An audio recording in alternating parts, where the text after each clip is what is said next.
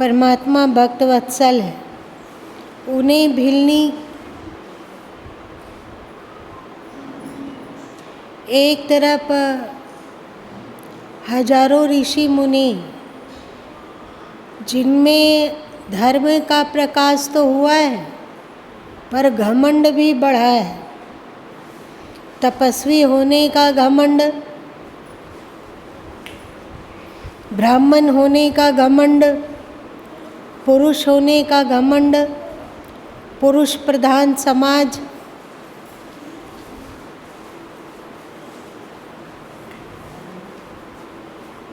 तो शबरी का सम्मान देने वाले कोई नहीं थे, पर शबरी को सम्मान दिया प्रभु श्री राम ने, क्योंकि शबरी के पास अथोर भक्ति थी। इसलिए प्रभु ने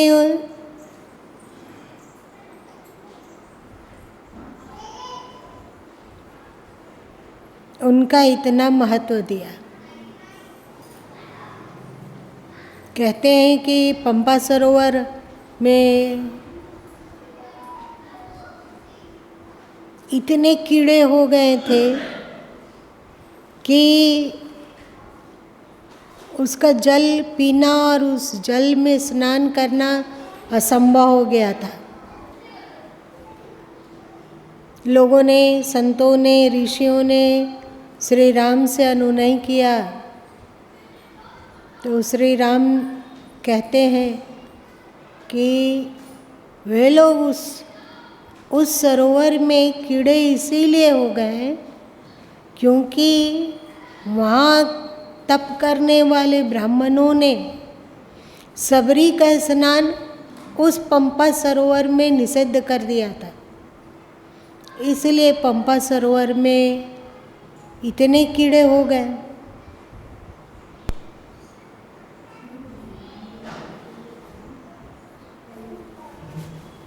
भगवान ने उसका इलाज निकाला कि शबरी आए, सम्मान पूर्वक उनको लाया जाए और वे चरण डुबाए पंपा सरोवर में। और शबरी आई और पंपा सरोवर में अपना बाएं पैर को डुबाई।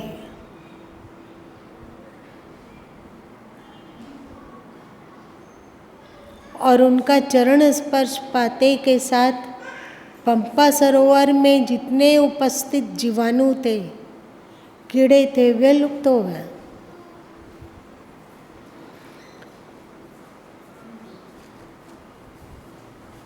ये सब बहुत ऊंची बात है।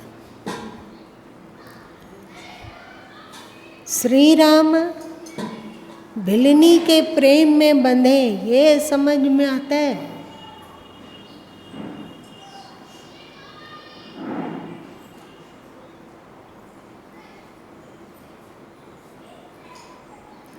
सीता जी का हरण हो चुका है,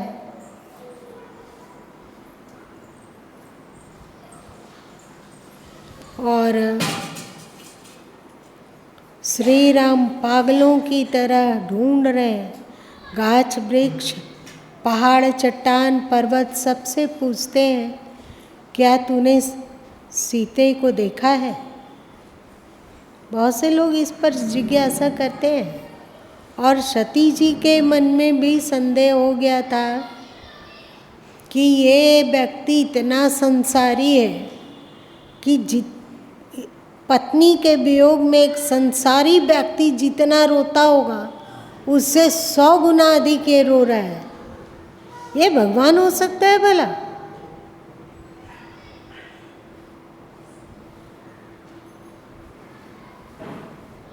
वे ये नहीं जानते हैं कि प्रभु बहुत ही लीलाधर है।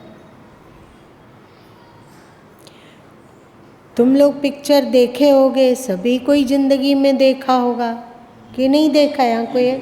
सभी देखा।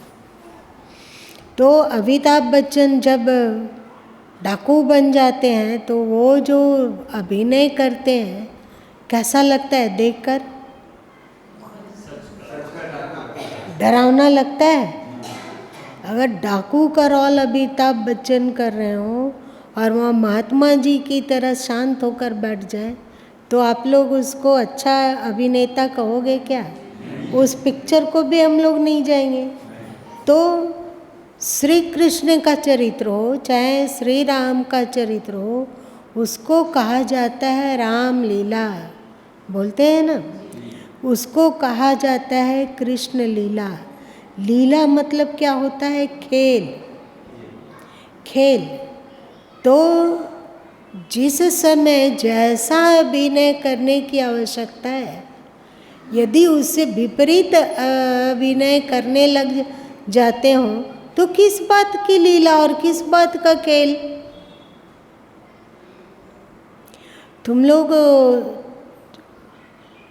क्या उसको कहते हैं उस खेल को? चोरी छुपा। अच्छा, नुक्का छिपी। उसमें एक चोर होता है तो वो सचमुच का चोर नहीं होता है कि सचमुच का होता है? सचमुच का चोर। लेकिन जो चोर होता है वो चोर की तरह ही करता है। वो दूसरे को दौड़ने के लिए भागता है, उसको जिसको वो छुएगा वो चोर, और वो फिर मुक्त हो जाएगा चोरी से। तो सभी कोई उसे चोर समझ के अपने आप को बचाते हैं, और जो चोर है वो जो अभी चोर नहीं, उसको पकड़ने के लिए, उसको छूने के लिए पीछे पीछे भागता है एकदम एड़ी चोटी। तुम लोग एड़ी चोटी किए हो कि नहीं? तो श्री राम की लीला अद्भुत है। जब जैसा अवसर आया उन्होंने एकदम परफेक्ट लीला की। लीला का मतलब ही होता है कि वो एक खेल है, वो एक अभिनय है। जैसे कोई रामलीला में रावण बना है तो रावण का अभिनय करता है, परंतु जब अपने ओरिजिनल जीवन में आता है तो फिर वो रावण जैसा नहीं करता है, कि वैसा ही करता है। जो श्री राम बने हैं वे राम का अभिनय करते हैं, पर जब थिएटर से बाहर निकलते हैं तो वे राम जैसा बातचीत नहीं करते हैं। वे जानते हैं कि जो हो रहा था, जो किया जा रहा था, वो एक लीला थी। वैसे ही श्री राम की लीला, श्री कृष्ण की लीला। और एक बात शास्त्रों में आता है कि हम लोग ईश्वर को प्राप्त नहीं कर सकते हैं। क्यों नहीं प्राप्त कर सकते हैं? कौन बताएगा?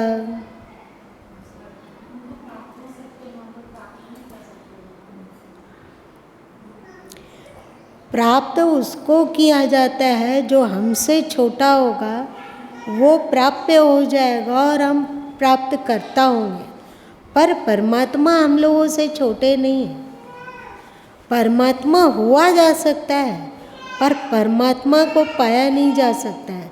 तो परमात्मा हुआ कैसे जाए? तो परमात्मा का जीवनचर्या जैसा रहा, खास करके श्री राम को। एक बार हमने कहा है कि जब तक अपने जीवन में श्री राम को परिपक्व नहीं कर लोगे तब तक आप श्री कृष्ण को नहीं समझ पाओगे।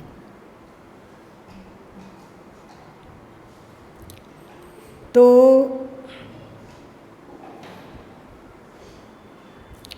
श्री राम में है कि उनका सारा कार्य लीला है। अब हम लोग का भी ऐसा कार्य हो कि वो सबके सब लीला हो।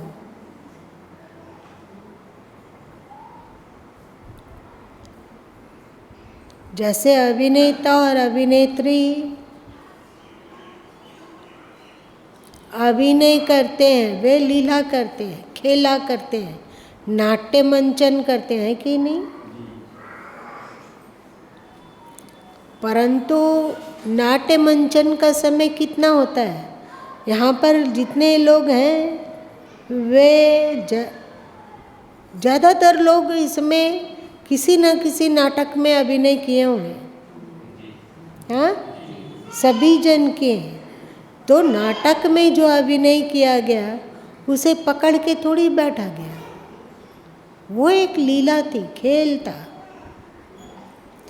वैसे ही हम ईश्वर को तब प्राप्त होंगे जब हम सबका जीवन भी एक लीला हो जाए।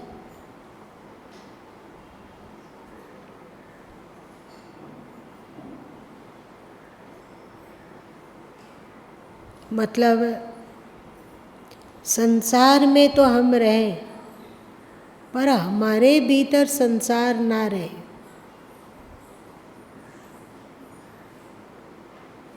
बात समझ में आई? संसार में हम रहें, पर संसार हमारे भीतर ना रहे। संसार में रहना वैसे ही हो जैसे कमल पुष्प पानी में रहता है। तो इस तरह की क्षमता हम लोग प्राप्त करते जाएंगे, प्राप्त करते जाएंगे, तब हम लोग सबरी इतना बोल बन पाएंगे। अभी हम लोगों को बहुत परिश्रम करना बाकी है। जैसे तुम लोग परीक्षा देते हो, अच्छे कॉलेज में नाम लिखाने के लिए 80% प्लस मार्क्स आएगा, तभी तो अच्छा कॉलेज में नाम लिखाएगा ना। उसी तरह हम लोगों को जीवन की यात्रा बड़ी सफलतापूर्वक जीना होगा। अभी उतनी योग्यता नहीं है। अभी हम लोग अपनी माँ के पीछे नहीं भाग सकते हैं। जैसे छोटा बिल्ली का छोटा बच्चा माँ के पीछे पीछे नहीं भाग सकता है, अभी वो केवल म्याऊं म्याऊं कर सकता है। तो अभी हम लोग को भी केवल म्याऊं म्याऊं करना होगा। तो म्याऊं म्याऊं में कैसे करना होता है? पुकारना होता है। तुम क्या हो क्या नहीं हो वो नहीं जानते, इतना पता है कि तुम्हें व माता च पिता तुम्हें व बंधुश्च सखा तुम्हें त्वमेव सर्व मम देव देवा, ये पता है। उनके पीछे हम लोग नहीं भाग सकते। आप लोग भाग सकते हो क्या? नहीं भाग सकते। कहते हैं, एक कहानी याद आ रही है, बता दूं?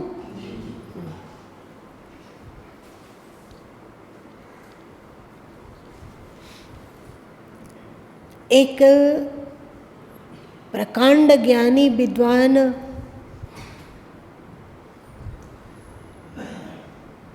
साधु की मृत्यु हुई। तो वो सोचा कि हमें तो, हमारे लिए तो परमात्मा पांव पलक बिछाए इंतजार कर रहा होगा। जाते के साथ भगवान के दरबार में हमारी आरती होगी और हमें अपने महल के अंदर भगवान ले लेंगे। वो मर गया। तो जब उसको होश आया तो पता चला कि वो धरती को छोड़ चुका है और एक विशाल महल के आगे खड़ा है, विशाल महल। तो सोचा कि यही भगवान का महल होगा, क्योंकि मेरे जैसा पुण्यात्मा, मेरे जैसा ज्ञानी, मेरे जैसा विद्वान परमात्मा धाम में नहीं आएगा तो भला कहाँ जाएगा। वो शान से अकड़ते हुए दरवाजे को खटखटाया, खटखटाते सुबह से शाम तक हो गई, दरवाज़ा खुला ही नहीं। बड़ा व्याकुल हुआ कि भगवान का दरवाज़ा नहीं खुल रहा है। हम तो सोचे थे कि देवांगनाएं स्वागत के लिए आरती का थाल सजा के तत्पर होगी, और हमारे जैसा भक्त, हमारे जैसा शास्त्रज्ञ, हमारे जैसा विद्वान को वे एकदम दौड़ के ले जाएंगे अंदर और अपने सिंहासन में अपने बगल में बिठाएंगे, ऐसा वो सोच रखे थे। पर यहाँ तो सुबह से शाम हो गई, दरवाज़ा पिटते पिटते पिटते प्रभु खोले नहीं। अब वो अधीर होने लग गए संत। खिड़की थी तो खिड़की को खट खट खट खट खट पीटना शुरू कर दिए। खिड़की से कुछ भी जो मिलता उसी से ठोकने लग गए खिड़की। तो खिड़की खुली, इतनी सी, इतनी खुली खिड़की, तो अंदर से इस तरह की शीतल और प्रमुदित करने वाली हवा आई और इतना शीतल प्रकाश बाहर निकला कि जो मृत आत्मा थी वो तो एकदम तृप्त तृप्त हो गई। इतनी ठंडक, इतनी शांति, इतनी प्रमुदता, इतना आनंद।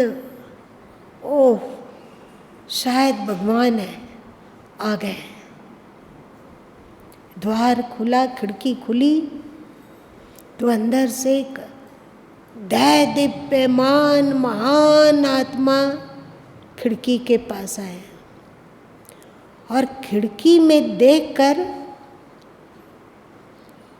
मृत आत्मा वहीं साष्टांग दंडवत करने लग गए।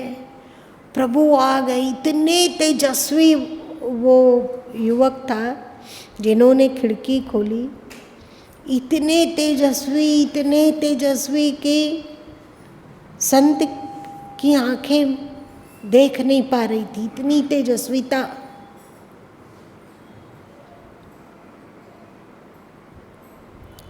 संत को लगा भगवान मिल गए, सब मिल गया। शिकायत करते हुए संत की आत्मा बोली, इतने देर से पुकार रहा हूँ, इतने देर से द्वार पीट रहा हूँ, इतने देर से खिड़की पीट रहा हूँ, आपने द्वार नहीं खोला, खिड़की नहीं खोला, आपने एक बार देखा भी नहीं कि मैं कौन आया हूँ आपके द्वार, कौन आया हूँ। हम लोग भी मरेंगे तो ऐसे ही बोलेंगे क्या? द्वार पर कौन आया, आपने खोज खबर भी नहीं ली। तो अंदर से जो महापुरुष जाग रहे थे उन्होंने पूछा, तू क्यों द्वार पिट रहा था इतने देर से? पागल हो गया क्या? कोई शर्म की हो तुम? इतने देर से द्वार क्यों पिट रहे थे? संत बोले, आप कैसी बात करते हो प्रभु? मैं आपका भक्त, पृथ्वी में मेरी जय जयकार होती थी, लोग मेरे नाम का जुलूस निकालते थे, लोग मेरे जन्मदिन पर लाखों की संख्या में जमा हो जाते थे, मुझे सुनने के लिए लाखों लाख लोग एकत्रित होते थे और मेरे नाम का जय जयकार करते थे। क्या आप मुझे भूल गए? महापुरुष बोले, कहा था तुम? किस लोक से आ रहा है? संत बोले, मैं पृथ्वी लोक से। तो महापुरुष बोले, किस पृथ्वी लोक से? अनंतों पृथ्वियां हैं, बताओ कि किस नंबर की पृथ्वी से आए हो? और तुम भक्त, तुम्हारी आने की तो सूचना मिली नहीं, तुम्हारे आने की सूचना मिली नहीं है, हाँ, तुम यदि बताओ, अपना नाम ठिकाना बढ़िया से बता दो, तो हम रजिस्टर खोलेंगे और पता लगाएंगे कि तुम किस नंबर की पृथ्वी से आ रहे हो और कौन से उस पृथ्वी में से किस देश के निवासी हो और कहाँ रहते हो और क्या करते हो, वो बाद में ढूंढना। तो संत जी बोले कि प्रभु, आप ये कैसी बात कह रहे हैं, मैं आपका सेवक, आप मेरे प्रभु, आप मेरे आधार। तो महापुरुष बोले, ये प्रभु प्रभु क्या लगा रखा है, प्रभु मैं थोड़ी हूँ, मैं उनका एक अदना सा दास हूँ, अदना सेवक। मुझ में जो तेजस्विता है, इससे अरबों गुना अधिक उनमें तेजस्विता और शीतलता है, पुलकता है, शांति है, प्रेम है। मैं उनका एक साधारण में भी महासाधारण दास। बस मैं यहाँ पे चपरासीगिरी करता हूँ, कोई आता है तो पहले पता लगा लेता हूँ कि वो योग्य है कि नहीं, किस पृथ्वी से आया है, कितनी भक्ति किया, क्या जीवन में कर्म किया है, कैसा उसने मन अपना बनाया, कैसी उसने अपनी बुद्धि बनाई, कैसा उसने संस्कार बनाया। जोड़ घटाव करता हूँ तो लाखों लाख लोग आते हैं, पर उसमें शायद ही कोई एक आध मिलता है जिसके लिए कि द्वार खोला जा सके।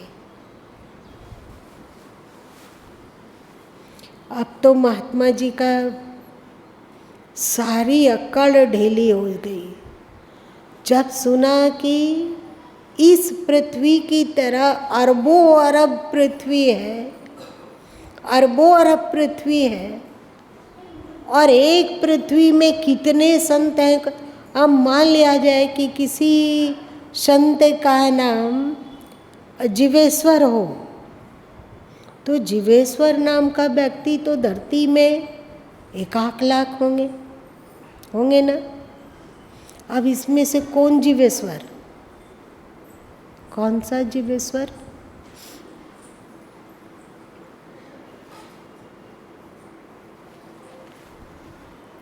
अब जो संत की मृत आत्मा में अकड़ थी वो ढीली पड़ गई।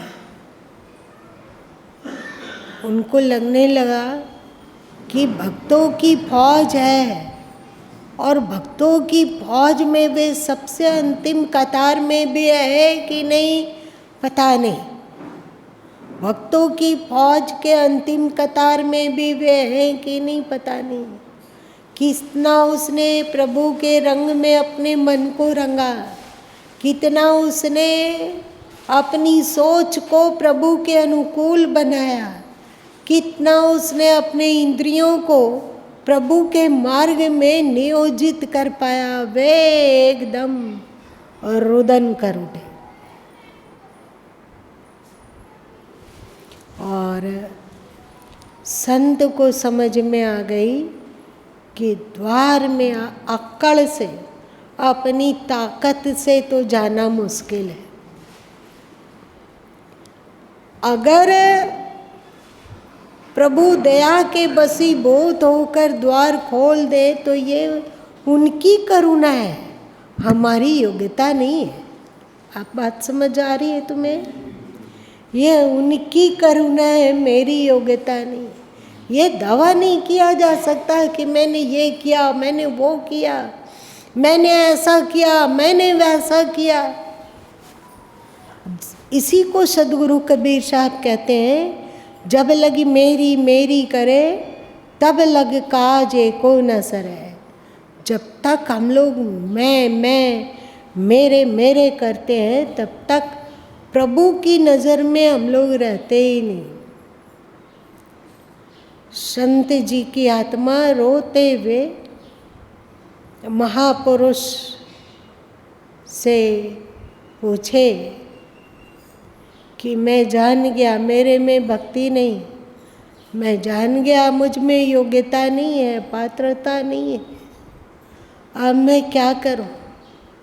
ये है, ये जरूर है कि पात्रता नहीं है, योग्यता नहीं है, पर प्रभु से जितना प्रेम होना चाहिए उतना प्रेम भी नहीं है, पर एक बाल इतना सही उनसे प्रेम है। उनको जानने की इच्छा है, उनको देखने की इच्छा है, उनको पाने की इच्छा है, उनके चरणों में अपने सिर को रखने की इच्छा है। उनका वरद हस्त हम सबों के सिर पर रहे, इसकी इच्छा है। कृपा करो, बता दो। वे फिर से दंडवत हो गए कि हम नहीं जानते हैं कि परमात्मा महल के कितने परकोटे के अंदर रहते हैं, वो हमें नहीं पता, पर आप मेरे लिए उनके दूत हो जिसने हमारी आंखें खोल दी। आप बताओ कि प्रभु तक कैसे पहुंचूं? एक पल के लिए उन्हें भर नजर देख सको। वे हमारे सर्वस्व हैं, हमारी आत्मा है।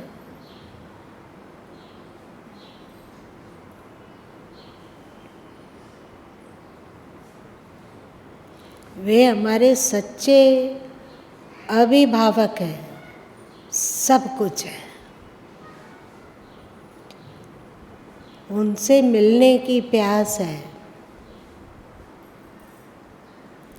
तड़प है। क्या करूं, कौन सा साधन? तो पता है उस दरबारी ने क्या कहा? कहा म्याऊं म्याऊं करो।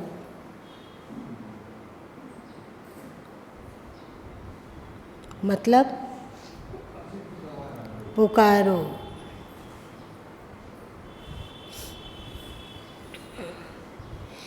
आज दोपहर में कुछ चर्चा चल रही थी, तो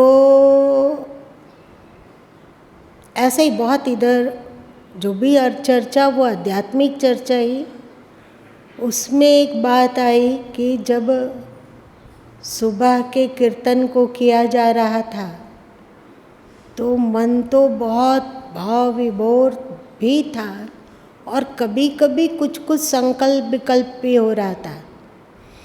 तो कुछ संकल्प विकल्प में से एक संकल्प विकल्प सुनाते हैं।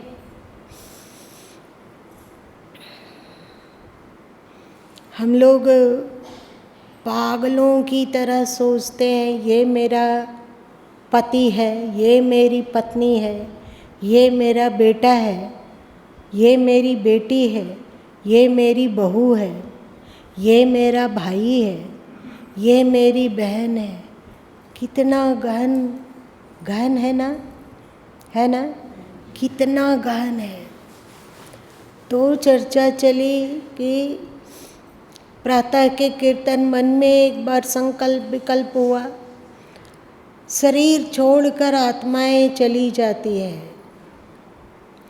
जो आत्माएं यहाँ रह जाती है वो सोचती है कि मेरा बेटा, मेरा पति, मेरी पत्नी, मेरा भाई, मेरी बहन, मेरे ताऊ, मेरे दादाजी, मेरी दादी जी, और वहाँ वो जीवात्मा है जिसकी याद में हम लोग रो तड़प रहे हैं कि वे मेरे पति, मेरी पत्नी, मेरे बच्चे, मेरे अपने, मेरे सगे, हमारा खून का रिश्ता।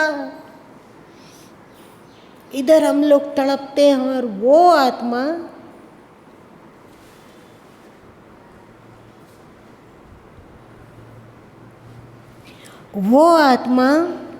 वहाँ नए परिवार में जन्म ले ली और नए परिवार में जन्म लेकर वो खुश है।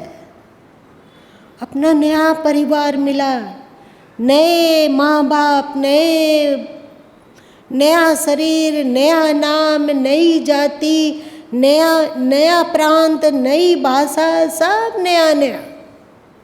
और यहाँ उन पीछे में हम लोग आप अरुण जी अपने माँ बाबूजी की कभी याद करते हैं ईमानदारी से? कभी याद आ जाती है?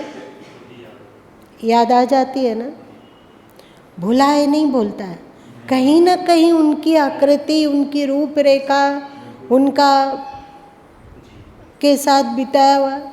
तो देखो हम लोग इधर है कि एक तड़प है कि मेरी माँ, मेरे पिताजी, मेरा सगा, मेरा अपना। और वहाँ वे लोग, इनकी माँ अब 17, 18, 20 साल की हो गई होंगी। कब? चलो अब उनके नए बच्चे भी आ गए होंगे। और यहाँ पर ये माँ माँ माँ माँ मोह में बंधा है। देखो दुनिया में सबसे कठिन यदि कुछ है तो वो है मोह पर विजय। वहाँ उनके नए नए बच्चे, और नए बच्चे में ज़्यादा मोह होगा कि बुढ़ों में? अब बताइए, नए बच्चे में मोह होगा। तो लगा कि ये कितना पागलपन है मोह का। तो अंदर से आवाज उठी कि नहीं, नाम किसी के ना कोई हमारा, नाम किसी के ना कोई हमारा। यदि कोई सगा है जो जन्म जन्म का साथी है और जो हमेशा साथ रहेगा, वो एकमात्र प्रभु है। एकमात्र प्रभु है। यहाँ के नाते रिश्ते मात्र एक लीला है, खेल है। खेल की तरह हो तो बहुत अच्छा है, वरना सबके सब बंधनदायी है। लेकिन खेल की तरह हो पाना आसान है क्या? तो सुबह सुबह के कीर्तन में ये बात जैसे ही याद आई तो एक अंतर से पुकार को राम मचा कि प्रभु भक्ति भक्ति, और अधिक भक्ति, और अधिक भक्ति, और प्रेम का प्याला पिला दो, और भक्ति का प्याला पिला दो। एकदम डुबा दो भक्ति में, प्रेम में, और विवेक में, और वैराग्य में। प्रेम में डुबा दो, भक्ति में डुबा दो, विवेक में डुबा दो, और वैराग्य में डुबा दो। और यही जीवन की सार्थकता है, यही जीवन की सफलता है, यही जीवन का लक्ष्य है। और ईश्वर तक पहुँचने का मार्ग भी यही है। और जीवन में आनंददायी जीवन जीने का सूत्र भी यही है। तो एक पुकार हो, आप लोग को इनाम मिलेगा। ऐसा भजन गाओ पुकार में जिसमें कि कम से कम 70% लोग रोज आए। 70% लोगों के अंतस में पुकार मच जाए, प्रभु प्रभु, कहाँ मैं भटक रहा हूँ, कहाँ गोता लगा रहा हूँ, आपको भूल करके संसार को सत्य समझ रहा हूँ। तुम्हें यदि याद करता हूँ 10 मिनट तो 10 घंटे तक परिवार, पैसा, प्रतिष्ठा, शरीर, अपना शरीर का मोह। चलो शुरू करो। इनाम में क्या मिलेगा? 1 इलायची। ये लो, हमने रखा अपना। अब तुम लोग गाओ ऐसा जिसमें प्रेम से हम लोग बह जाए पानी की तरह।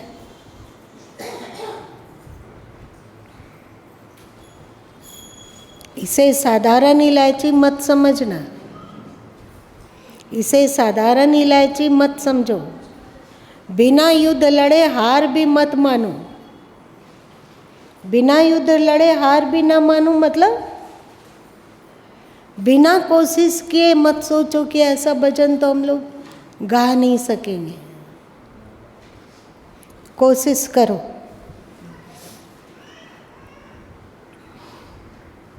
कोई भी गा सकते हो।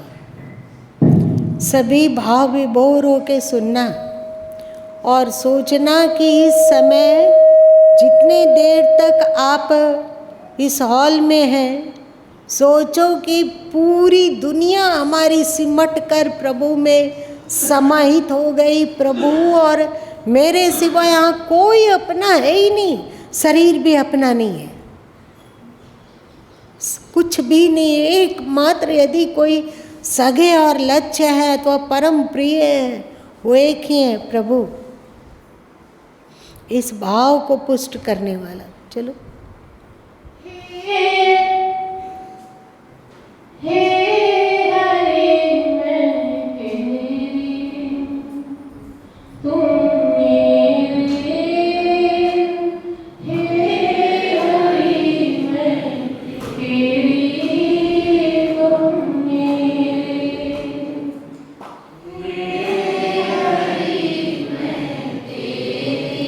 और भाव विभोर।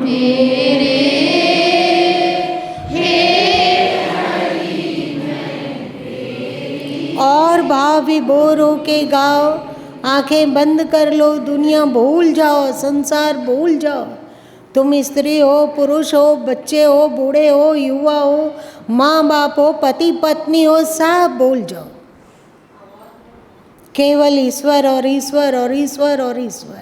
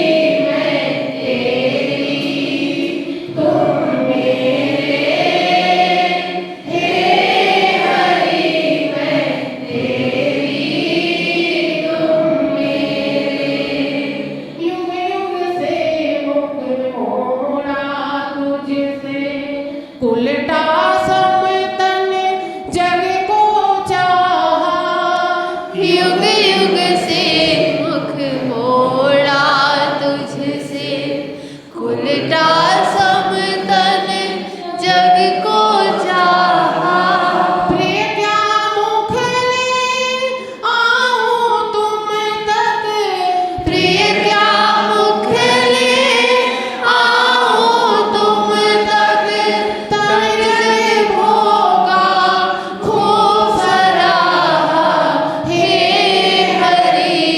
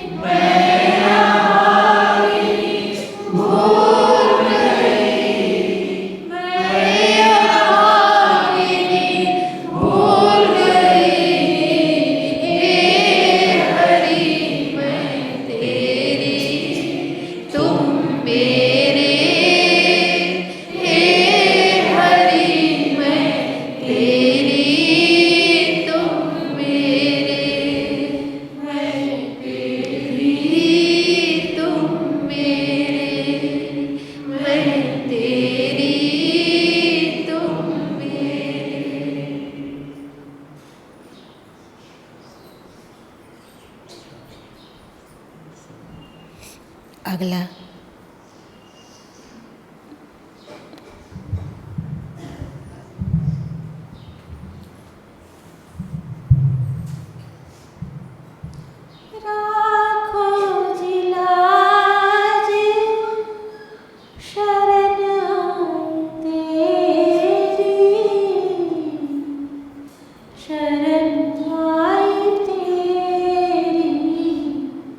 शरण आई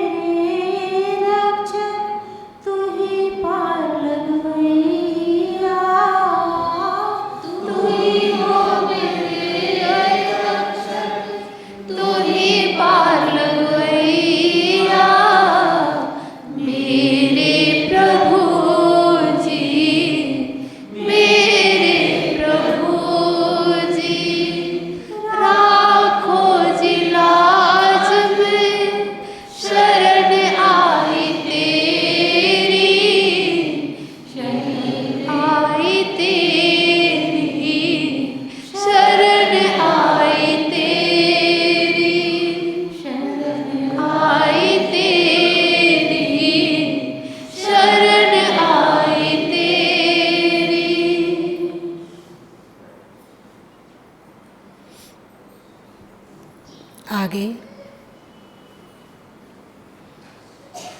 अभी हम लोग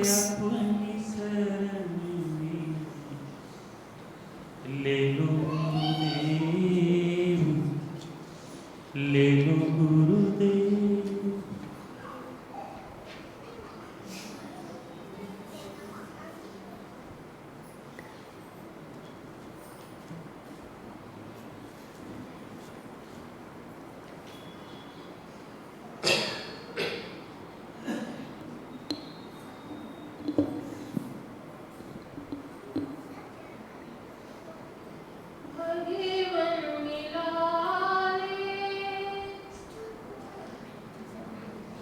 मुझे अपनी शरण में ले लो गुरुदेव, ले लो गुरुदेव। मुझे अपनी शरण में ले लो गुरुदेव, ले लो गुरुदेव। मुझे अपनी शरण में ले लो। दीन दुखी अति मन चंचल, दीन दुखी हो अति मन चंचल। मन के वश में पड़ी मैं बेवश, मन के वश में पड़ी मैं बेवश। इस मन की चंचलता को हरो, मन की चंचलता को हरो। ले लो गुरुदेव, रख लो गुरुदेव। मुझे अपनी शरण में रख लो, मुझे अपनी शरण में ले लो गुरुदेव, ले लो गुरुदेव, ले लो गुरुदेव। मुझे अपनी शरण में रख लो। देखो मन कैसा है तूफान, यह मन है कैसा शाम। देखो मन कैसा है तूफान, यह मन है कैसा आसान। इस शांति को दूर करो, शांति मन को दूर करो, दूर करो, दूर करो। मुझे अपनी शरण में ले लो गुरुदेव, ले लो गुरुदेव, ले लो गुरुदेव। मुझे अपनी शरण में रख लो। त्रैताप दूर करो, सब विघ्न हरो। आप दूर करो, सब विघ्न हरो। मन में निष्काम प्रेम भरो, इस मन में निष्काम प्रेम भरो। प्रभु इस मन में तुम बिहरो, प्रभु इस मन में तुम बिहरो, तुम बिहरो।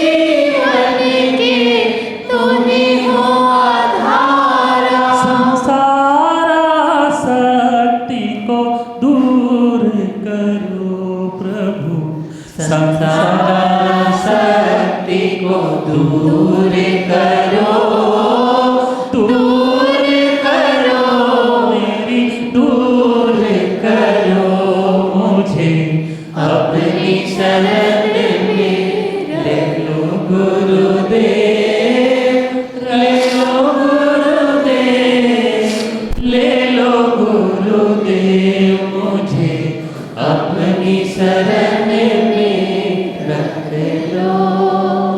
ज्ञान कहलाते दया के सागर, कर दो मुझे माया के बाहर। ज्ञान कहलाते दया के सागर, कर दो मुझे माया के बाहर। ज्ञान कहलाते दया के सागर, कर दो मुझे माया के बाहर।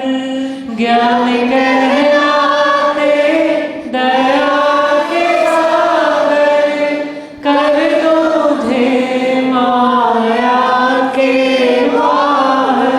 आत्म ज्ञान का उजास भरो, आत्म ज्ञान का उजास भरो, उजास भरो प्रभु, उजास भरो मुझे अपनी शरण में रख लो, मुझे अपनी शरण में रख लो गुरुदेव, ले लो गुरुदेव, ले लो गुरुदेव मुझे अपनी शरण में ले लो गुरुदेव, ले लो गुरुदेव, ले लो गुरुदेव मुझे अपनी शरण में रख लो, मुझे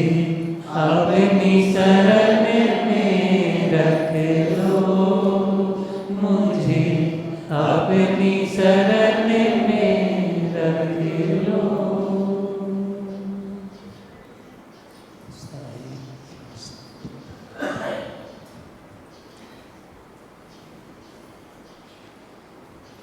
आगे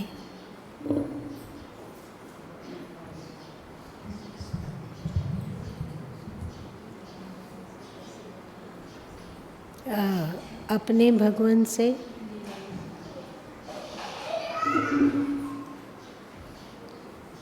अपने भगवन से मैं कैसे जल्द मिल जाऊं, अपने भगवन से मैं कैसे जल्द मिल जाऊं। हाय निज दिल का दर्द कैसे तुझे दिखलाऊं, हाय निज दिल का दर्द कैसे तुझे दिखलाऊं।